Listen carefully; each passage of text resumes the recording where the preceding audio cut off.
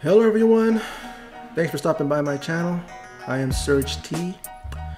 In this video I'll be talking about Clash at the Castle, which emanated from Glasgow, Scotland, where we saw hometown girls made good as Alba, Fyre, and Isla became the new champions. Very surprising, very shocking probably for some, because we thought, hey, Jade and Bianca are going to hold on to those titles and not drop them for some time. But seeing as Alba Fyre experienced something nobody wants to experience. I mean, she lost her mother a month prior.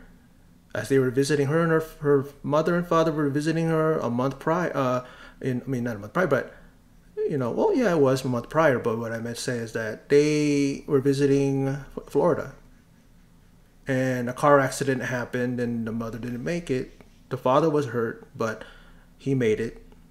And all of this, on top of all the other emotions, they're going into a title match.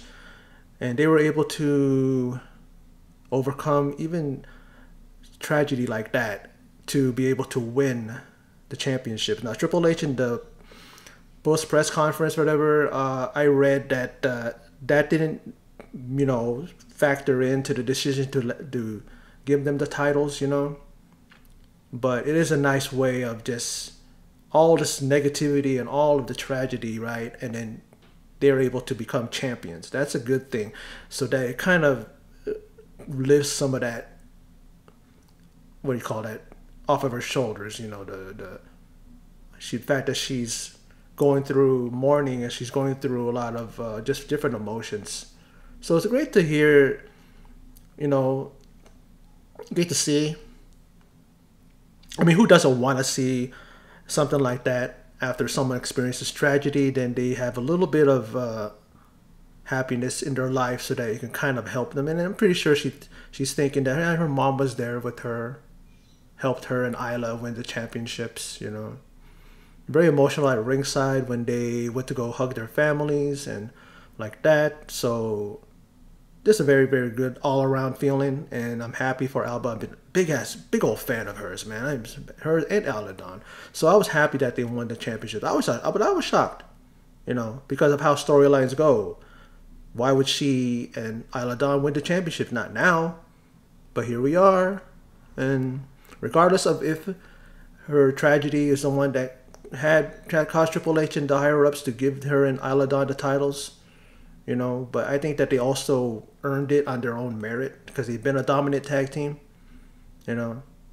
So see how far this goes and see how long they hold the titles. It's good, it's a good, what do you call it? What's the word? I'm just trying to come up with something, but, but like I said, all around, congratulations to Alba Fyre and Isla because they deserved it. They busted their asses. They worked hard in this match. Everybody looked good, all three teams. But what's going to happen? What can I say? The thing about it, though, is that Shayna Baszler is the one that took the fall. She took the pinfall. So what does that say about her? The fact that she's always the bridesmaid, never the bride. That saying, how that saying goes, right? So where does she go from here? She's made to look strong in the past, eliminating all 5 of her opponents in, Elimination Chamber, and she goes on to nothing. She loses to, to Liv Morgan, who nobody should lose, and of her caliber should not lose to someone like Liv Morgan. Liv Morgan is great in the ring. She's very entertaining, but at the same time, Shayna Baszler is a killer. And she couldn't beat Liv Morgan? What is Triple H and even Vince McMahon in the past? What is their reasoning for doing that? Yeah, Vince McMahon, yes, we know what Vince McMahon is all about, right?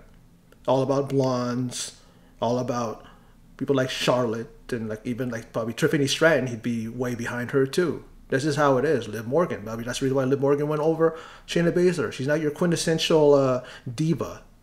She don't look like them, but she doesn't need to. She's who she is. She's very unique. She's very, very pretty, very good looking in her own right, But I just don't know where they're going to go with her. You know, they need to book her better. She's not getting any younger. What are you gonna do? All these younger women are coming up now.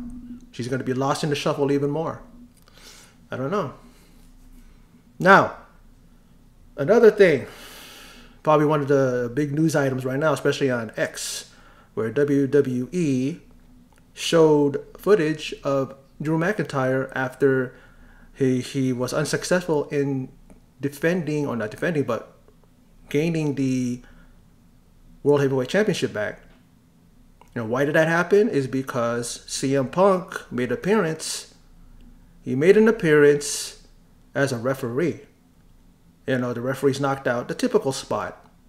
No one's there. He goes for a pin after hitting the Claymore. 1, 2, 3, no counts made because the referee's out. The crowd's counting. I think they counted till 9. And then in slides in the referee from the back. 1, 2, stops. And then you see the camera focus on him, and it's CM Punk. And then he grabs CM Punk, puts him against the corner, and then Punk takes sees the opening, and then he gives him a low blow by kicking him in the nuts. And then he's struggling, he's holding on to his groin area there, and then he turns around and then he eats a South of Heaven chokeslam. This is a very physical match, a great match. I don't agree with the ending because it's like, we've seen this before. He cheated CM Punk cheated Drew McIntyre out of a celebration at WrestleMania, right? He trips him up, sweeps his legs out from under him. He falls back first into the announce table. He throws him into the ring, right? And then out comes Damian Priest, and he cashes in on the new, well then, 5 minutes and 7 seconds champion, Drew McIntyre. But we see him in this footage. He is livid. Even Michael Cole said that it's going to be a great Monday Night Raw to see the aftermath of what Drew McIntyre did. Well, he didn't wait till after the thing. He didn't wait till afterwards. He didn't wait till WrestleMania, I should say. Right after the damn match, you see him grab the referee. Where's Punk? Referee's like, I don't know, maybe he's over there. And he's gone or whatever. Then he goes to Corey Graves. And Corey Graves is like, his hands up in the air like, hey, I don't know where he's at. You know, and he's asking Barrett. But he doesn't do anything physical to Barrett. You know, they're known to be real friends in real life. You know, so he ain't gonna do that to one of his boys. But he was livid. I don't blame him. Like I said, I don't agree with the how it was. Not because, oh my God, I'm a Drew McIntyre fan. How, you know, I hate Punk. No, it's just the fact that the way it was presented. It's just like, again, like we saw that again, like I said, at WrestleMania, and then they have a little bit back and forth over the next couple of weeks on Raw. And then Punk's gone, and then they revisited it again. Punk, I thought McIntyre was pretty much a tweener, or even now more leaning more towards a babyface. But I guess it's because he's in his hometown. You know, his home country. I guess that's the reason why he was more popular. Yeah, that's why. But I was thinking that, you know, even before that, I was thinking that because the fans really still take to him. But this right here is going to show that he is a heel again, or is Punk the heel? Punk didn't act like a heel. He's just acting like a guy who, and he has every right. It's just like with to act towards Drew and screw him out of fuckers. Because remember what Drew did. You know, he did a Future Shock DDT on Punk at the Royal Rumble, and that's what caused Punk to have that injury. And so he's pretty much giving him payback. So I guess you can understand that.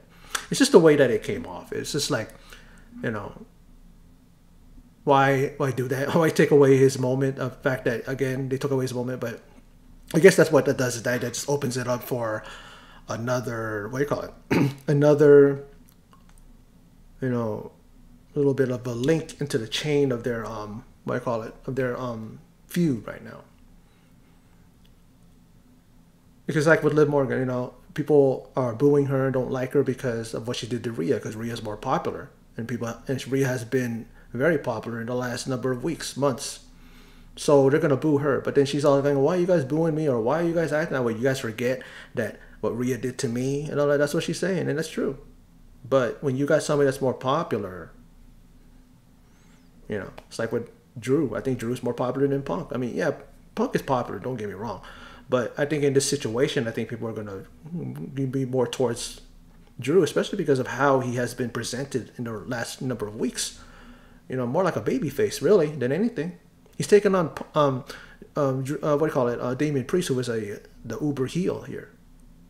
You know, Drew McIntyre is not the, what do you call it? He is not the heel in this feud with him and Damian Priest. But then now how they presented him, yes, he's pissed. Anybody, even if you're the nicest guy in the world, you'll be pissed at being screwed over like that, you know. But let's see what happens on Monday Night Raw. That's the real aftermath. This was an aftermath, but that's going to be where he's going to probably still be taken up. You're going to be seeing people. I wouldn't be surprised if you'll be seeing superstars not laid out backstage, maybe even some officials. And then you see Drew McIntyre. He's probably going to open the show, and you'll see him walking out, just pissed, you know. He'll be yelling at fans, not touching them, of course, you can't do that, but he'll be yelling at fans too, and he'll be throwing shit around, you know. And then I read a thing there where Punk is hoping to be cleared by SmackDown, you know, medically cleared. I mean, I think he's good to go, but at the same time, you know, you still got to get that okay to go ahead by the medical staff there, the doctors, right? So we'll see. But overall, it was a decent Clash at the Castle. You know, I mean, we saw, like I said, we see Nyla Dawn and Alba Fyre win the tag team championships. Bayley successfully defended her title. Chad Gable was not successful, and Sami retains. Of course, I talked about Damian Priest, where he retained his championship. And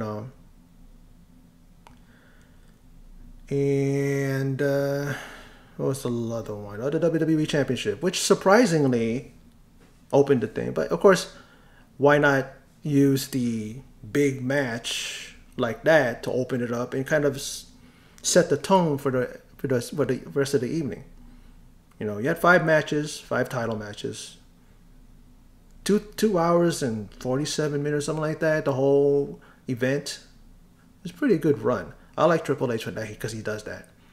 You know, 4 or 5 hour pay-per-view events where you're already drained by the 3rd hour. This is perfect. It's like Takeover-esque type of a event. It's like that's how it's booked now, where it's like takeovers, where they were only like 2 to 3 hours. They were very, very short, but to the point and very exciting. It's about, what do you call it? It's about the quality, not the quantity. That's something that Tony Khan can take a hint from. You can take he can follow that blueprint. You know, you'd be putting like 10, 14 matches in one event. You know, and it's like, that's overkill. Nobody wants to sit there that long. He's the same guy that expects people to sit there through a taping of Dynamite and then a taping of Rampage. You know, it's like 8 hours. And then you see that one video, and I brought it up before on my thing, where he's out there begging people. Like a jilted boyfriend who is begging his girlfriend to take him back. And that's what it came off as. Pathetic, really. But like I said, it was overall good. But one of the nagging points, I brought it up before, and it's the fans. I get it, folks. You're there. You pay your money, as Michael Cole said. Yeah, these guys paid their money. I'm gonna let them keep singing. After the whole Sami Zayn, when he came out, his music played and they were singing along, and then when it stops, before Samantha Irvin's even able to start the announcements, in-ring announcements, they're still singing. And then they finish, and then Michael Cole's like, oh, I just want to, because Wade Barrett was trying to talk, and then he's like, no, I'm waiting till these guys finish singing, finish their thing, because they paid hard-earned money. They paid money to be here. Yeah, Michael Cole, but that doesn't mean that they sabotage the show or they hijack the show. You can say whatever you want. That's what I feel like it is. And then after they started still continue singing, and then they were done, they clapped and cheered. And I'm like going, what are you clapping and cheering, yourselves? It's like a Barry Horowitz moment. I'm going to pat myself on the back because look at me, I'm singing Sami's song. Like, we know you're singing Sami's song. You don't have to be like a bunch of sheep and cheering yourselves like, oh, look at us, look what we did. That's how it came off.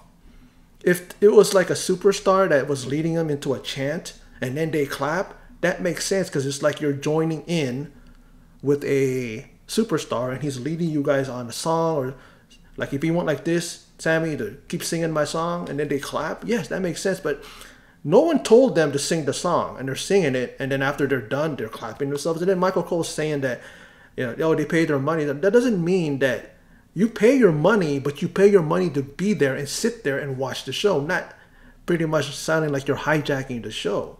Like I said, I don't have a problem per se with you getting into it and having fun and having a blast and everybody singing and all that stuff. But then when it comes off like you're just doing it for yourself, and that's how it comes off to me, that's when it's like kind of like, you know, enough, people.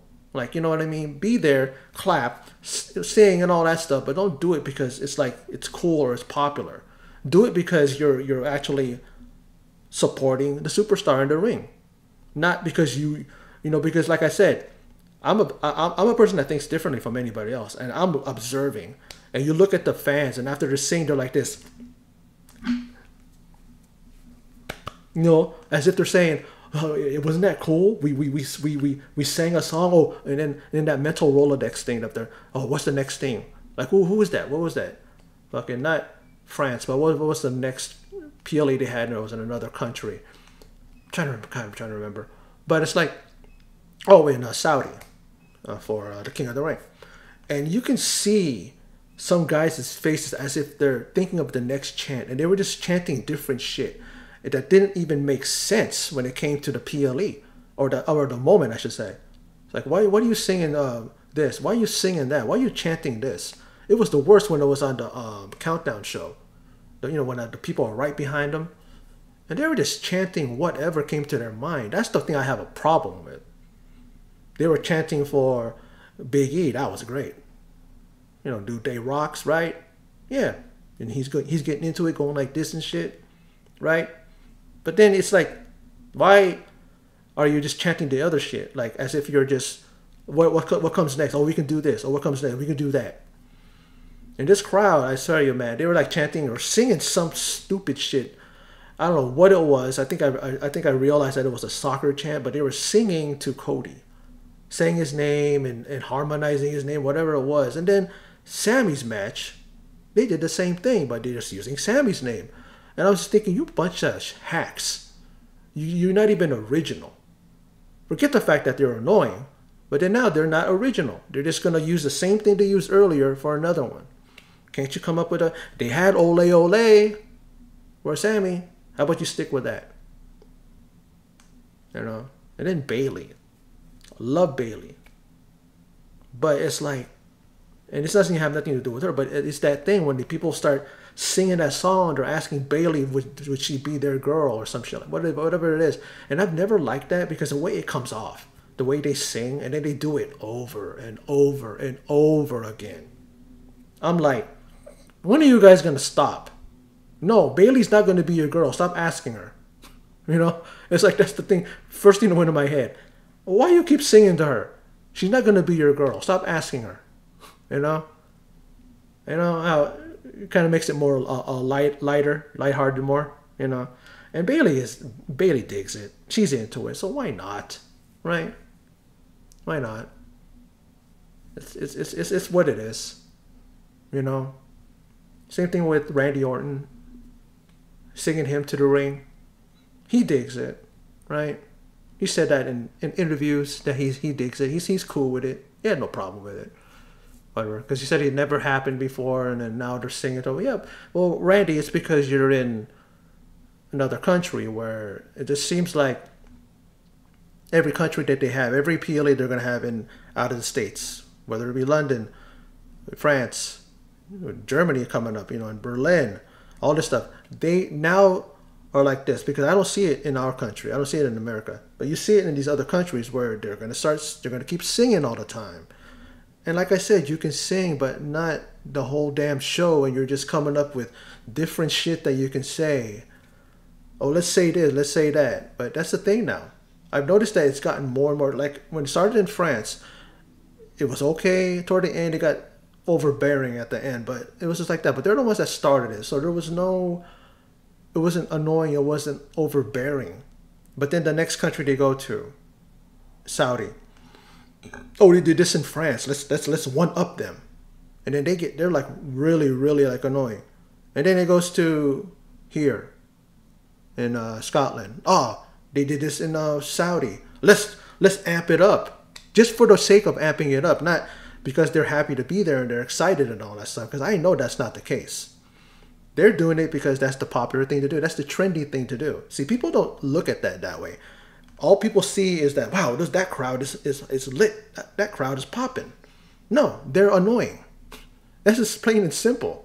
You can agree with me or you disagree with me. I really don't care.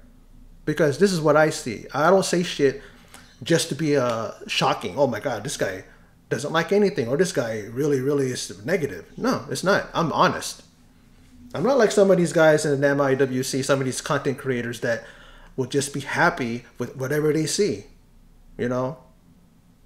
It's like they get served an undercooked steak and they wanted it well done. Ah, well, I'm gonna just be happy. I'm gonna eat it. I'm not gonna complain and say, hey, can you take this back and cook it more?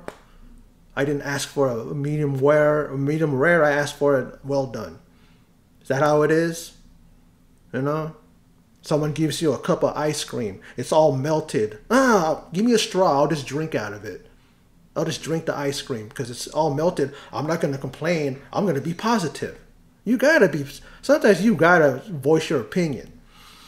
And of course, there's going to be people that don't agree with you. Of course, that's just how it is.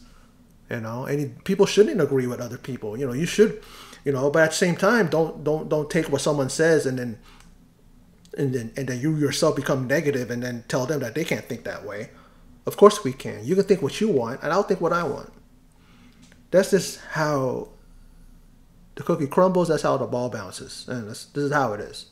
Speaking of ball bouncing, I'm just thinking, how come they don't just put the lyrics there, right? When people are singing and then have the bouncing ball, so that everybody, even at home, can join in and follow the bouncing ball as it bounces on every damn letter, every word, right? But yeah, overall, it was a good pay-per-view. But I was getting taken out of it in some instances, especially because of the crowd. Not even because of the matches or the talent. Everybody did a good job. You know, the one thing that gets me is the fact that, there's three hometown favorites, right? You got Piper Nivens, who was in the WWE Women's Championship. You have Isla and Alba Fyre, who was in the Tag Team Championships, and then you have Drew McIntyre. And the one that they gave the championship to, because you weren't going to give it to all three. That would have been something. But at the same time, they had to give it to one. But they gave it to Alba Fyre and Isla. Not saying anything negative, because I'm glad they did, but you would think they would have given it to Drew.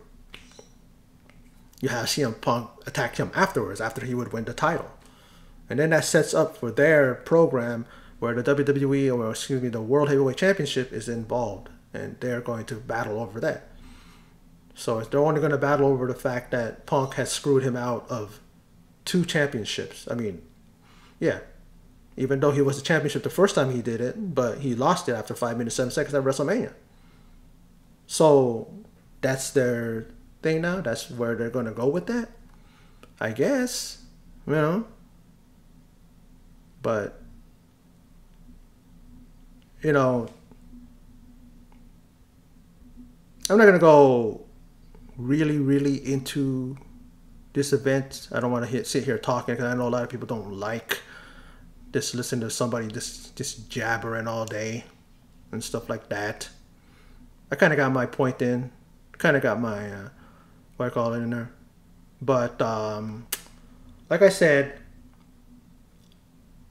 I'll go over each match, but just a quick summary. All right. The AJ Styles Cody Rhodes match, very physical. We saw a lot of weapons in this, right? It's a night quit match, so there's no rules. We saw a bag of, well, it looked like it could have been tacks. He's like, Styles is like, nope, that's not what you guys think. He fucking pours out the contents, and it's a chain and handcuffs. Or was it just handcuffs and he got the chain later? Because sometimes I was looking out elsewhere and stuff like that. He puts the handcuffs on him, on Cody, and then does all kinds of you-know-what, just battering him. He busted him open earlier, and Cody was able to get out of those cuffs.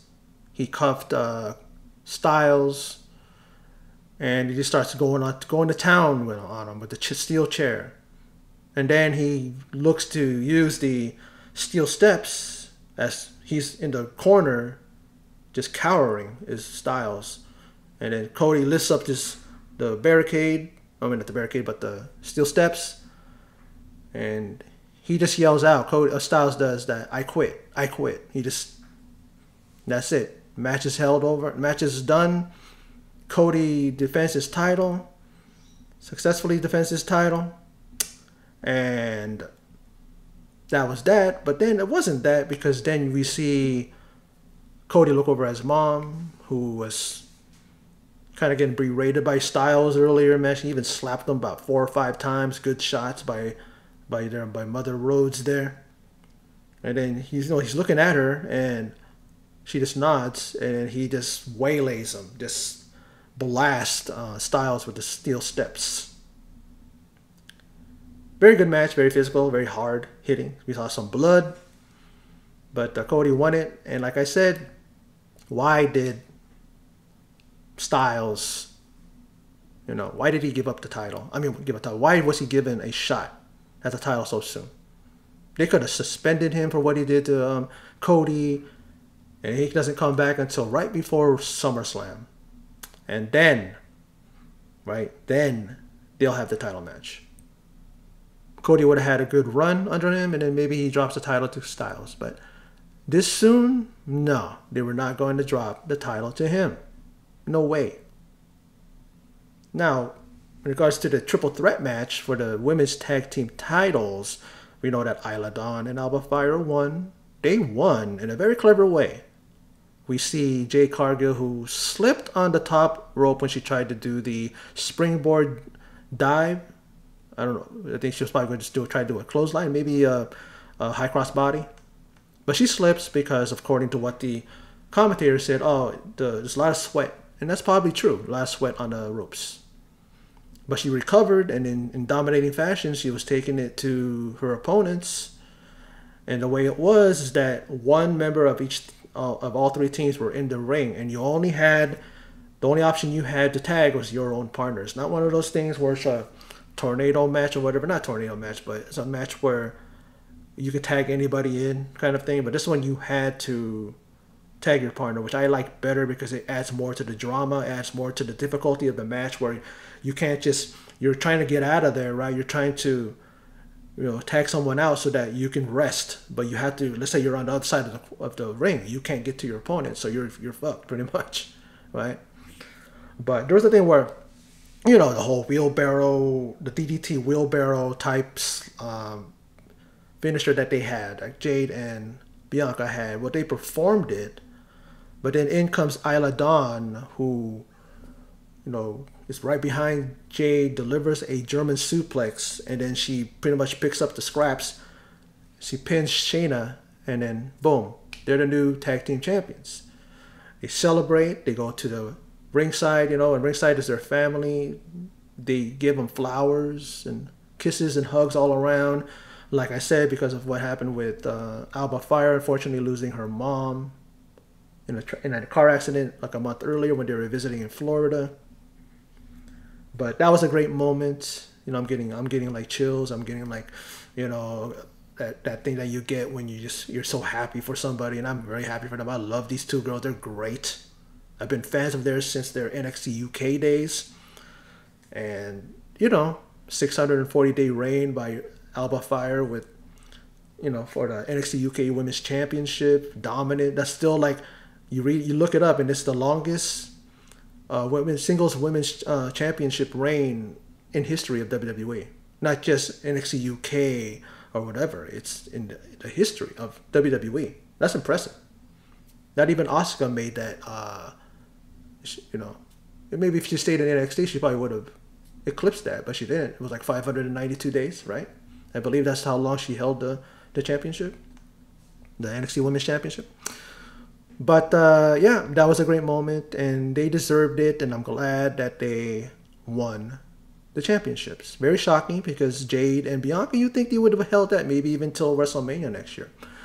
But like I said, the championship is not it's not looked upon seriously. It's not because it's not booked seriously. Jade and Bianca would have been the ideal team to legitimize this division. But here we go again. They just dropped the titles. You know, I mean, I get it. You know, it's a great thing to do because they're hometown girls, you know, Alba, Fyre, and Isla. But it kind of weakens the division in the sense that they took the titles off of Jade and Bianca so soon. They just won them at Backlash, right? Yeah. So I don't know. Then we had the IC title there, the Intercontinental Championship match, where we see Chad Gable up to his usual shenanigans, berating, browbeating his alphas there. I mean, Tozawa wasn't there. I don't know what happened to him. Maybe his visa didn't go through. He couldn't go. And then he has poor Maxine out there who has a boot on her leg because her ankle, she broke her ankle or something like that, and she's hopping around, looking good, looking gorgeous in whatever she was wearing. I don't know if people were able to focus on what was going on with what Maxine was wearing. Very sexy, looking good. But there's a moment where Chad wanted her to waylay, you know, just when, what do you call it, was on the ropes, draped over the second ropes, wanted her to use a steel chair to put some damage on things. She wouldn't do it.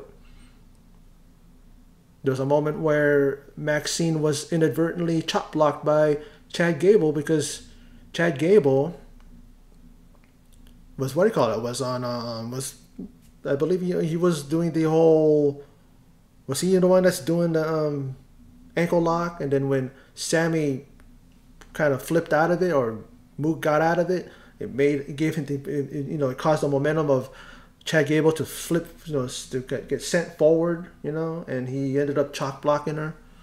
And then we see Otis getting in between her and Chad when Chad was looking to berate her again. You talk about Otis talking about things that he lost, and then Chad Gable was there to help him get through that shit. And one of the things he said, he lost his peach, where he's talking about Mandy Rose. But then I'm like, Otis, that's your peach right there. That's your girl right there. Maxine Dupree, who I think better than Mandy Rose. Mandy Rose is gorgeous, of course, but I think personally that Maxine Dupree is maybe a notch better than Mandy Rose. People argue me, don't go ahead, but I don't know how you could. She's gorgeous too. Just because Mandy Rose is who she is, put them next to side by side. I think Mandy Rose, I think she would. Maybe I would beg to say it. I'm brave to say it, but I think she would pale in comparison to Maxine Dupree. But like I said, there's a girl for him. There's his girl. He found another one. And then he's carrying her off because she's in pain. And then Chad Gable's left in the ring, right? And then he gets distracted by that, and then he eats a haluva kick in the corner, and that's how the match ended. Reminded me of the whole thing of Hulk Hogan and Elizabeth. She was hurt. She got what was that? How did that happen? She ended up she got in the corner, I believe. She got squashed in the corner, or she just, same thing maybe with the Maxine Dupree, where I'm not thinking about. I think Elizabeth got knocked off of the ring apron, and then Hogan picks her up, takes her to the back. Macho Man is looking, watching, and pointing at him. What are you doing? And then it causes them to lose the match. And then later on, this was a main event, Saturday night's main event. And then in the backstage, he confronts Hogan, saying that you got lust in your eyes for Elizabeth. And then he attacks him, and then that's where the Mega Powers exploded, right? because there was the Mega Powers versus the Mega Bucks, right? Who was that? What was that? Ted DiBiase and who was his partner? Was it Andre? But you know what I mean. And that's what it reminded me of, that whole thing, that whole dynamic of that. One of the great feuds of the past, of the '80s, that being Macho Man versus Hogan. But Chad Gable again, a guy who shouldn't be losing these championship matches, because he's one of the top mid-carders, right above. He's the elite of that damn division. And why didn't he just have a bunch of matches where he's taking on guys who you don't expect to win? People are expecting Chad to win. He can't win now because they're going to give Sami a long-ass run because he beat somebody who had a 666-day run in Gunther. Why are you going to take the title off him right now? They probably will have him have that title until WrestleMania, Sami. So that right there is kind of a head-scratcher right there. I don't know why. He doesn't deserve to be losing title matches after title matches, opportunities after opportunities. Chad Gable is the damn second coming of Kurt Angle, to the point that the people are saying you suck. They're doing you suck chants on him. If that's not someone being given the torch, passing the torch to him from Kurt Angle, I don't know what that is.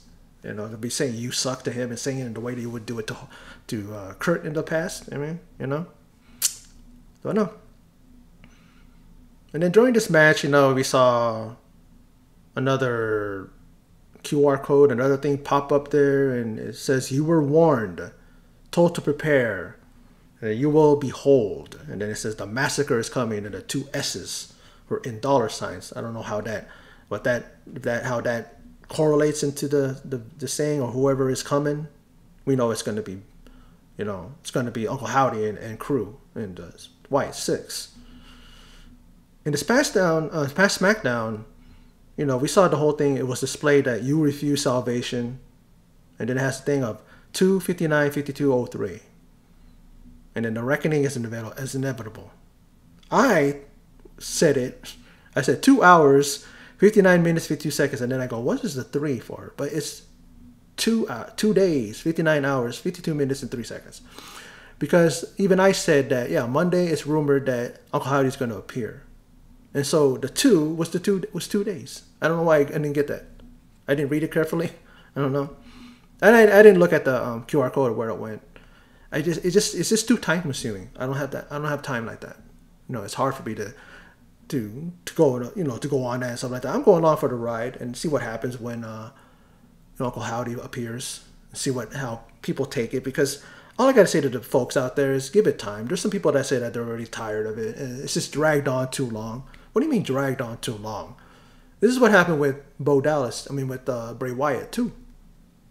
So give it a shot at least. Don't start poo-pooing on it and you haven't even seen it yet. Then if it's bad and if it falls on its face, then you can say like, man, this thing sucked. But people are already saying that and they haven't even seen anything yet. Yes, I get it that it's not even a focal point. It's just QR codes here, then that's it. Something pops up here, that's it. Like, I don't know why they haven't shown what's already been there, but I guess they just wanted to line up and not show it on TV because they want people to look for it, which is what they did with the whole thing of Bray Wyatt when he was coming back. And people didn't even know it was him. And when people got it and they understood that it was him, and then when he appeared on Extreme Rules, when he came back, it was the biggest pop you would ever hear. Probably more than anything you've seen, the biggest pop ever in WWE. But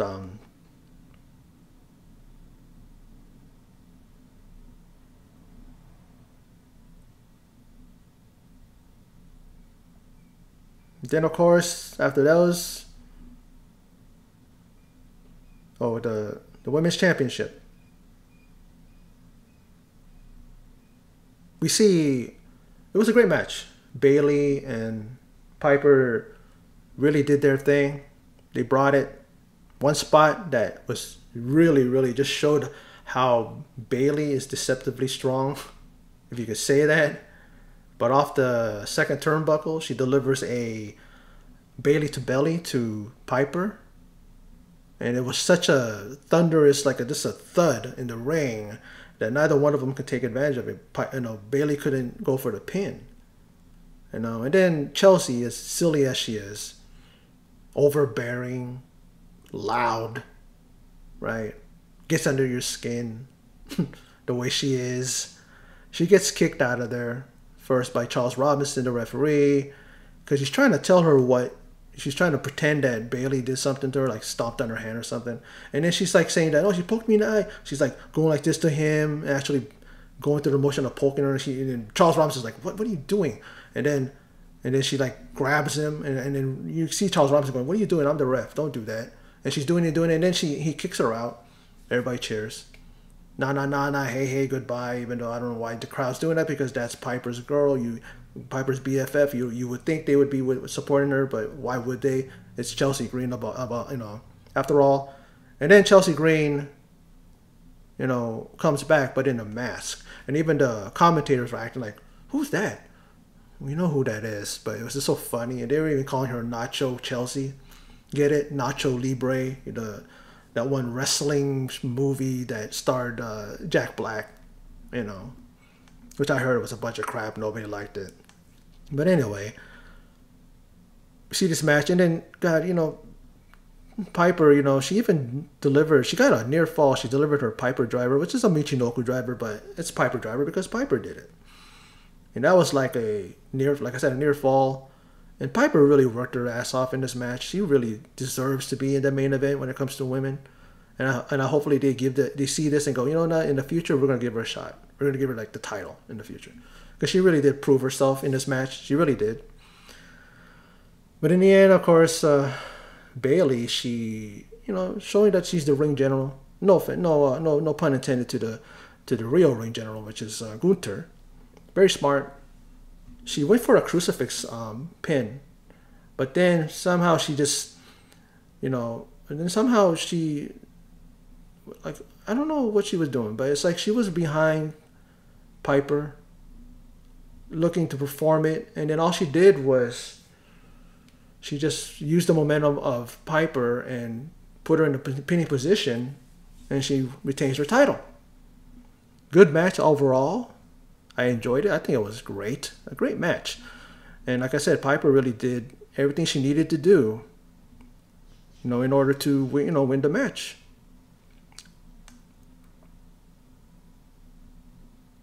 Now, the World Heavyweight Championship match. And we know that Drew is a former two-time champion. Well, two-time WWE champion and a former World Heavyweight champion. And the match was very physical. Drew McIntyre, 275 pounds, moving around there like a cruiserweight.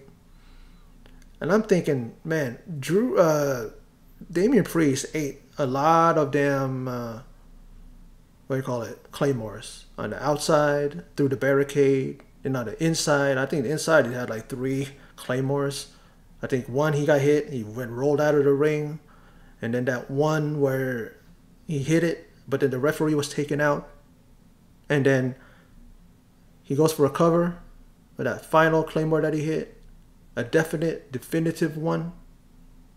Now there's one claymore he hit too that Damian Priest is kicked out. And a lot of people are going, well, isn't it that you complain, Serge T, about how these guys be kicking out of finishers? And finishers go to die in AEW. Well, at least in WWE, there's a reason why these guys were kicking out of finishers, because it's a world title match. You're going to have that adrenaline to be like, I'm not going to go down even by a finisher. That's just how it came off to me. And that's how it was booked, and that's how creative wanted to present it. Not like every week in the AEW where they do their finishers and all these moves, and then nobody ever sells them. If they do, I can't recall. I mean, I know I've seen them, but it's just like when you see finishers dying in AEW. It's just like where nobody is ever able. It's always a roll up. It's always another move that should just be a setup move that helps them to win a match. But here, like we said, people were counting. He pinned his opponent, and then went to go pin. Drew went to go pin Damian Priest. Everybody's counting. No ref there. Got taken out. I think they counted up to 9. In comes the referee, slides in from behind. 1, 2. Stops counting. Drew realizes it's CM Punk. I believe CM Punk gave you a how do you do, a 2-gun salute, And then he pushes him to the corner, into the corner, does Drew on CM Punk. And then CM Punk sees the opening, and he gives him a low blow by kicking him in the nuts, and that sets up Damian Priest to deliver the South of Heaven. And that was it. He retains the title. And then, like I said, he goes on a rampage and looking for Punk, and I'm just looking forward to seeing what happens on Monday Night Raw, the Raw after Clash at the Castle. Brain fart for a minute there. But like I said, overall, it was a decent pay-per-view. It did what it needed to do. It was short, sweet, and to the point. It didn't drag on. It wasn't like 5 hours long. It was only about under 3 hours, which is good. I love that. I like that.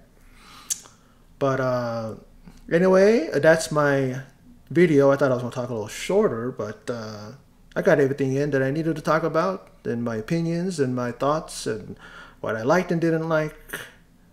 And well, that's that. So for those of you who stopped by and checked out my video, I appreciate it. As always, I do appreciate those who watch my videos and those who subscribe. And if you want to subscribe, that's cool. You want to click like and share and comment, that's welcome as well.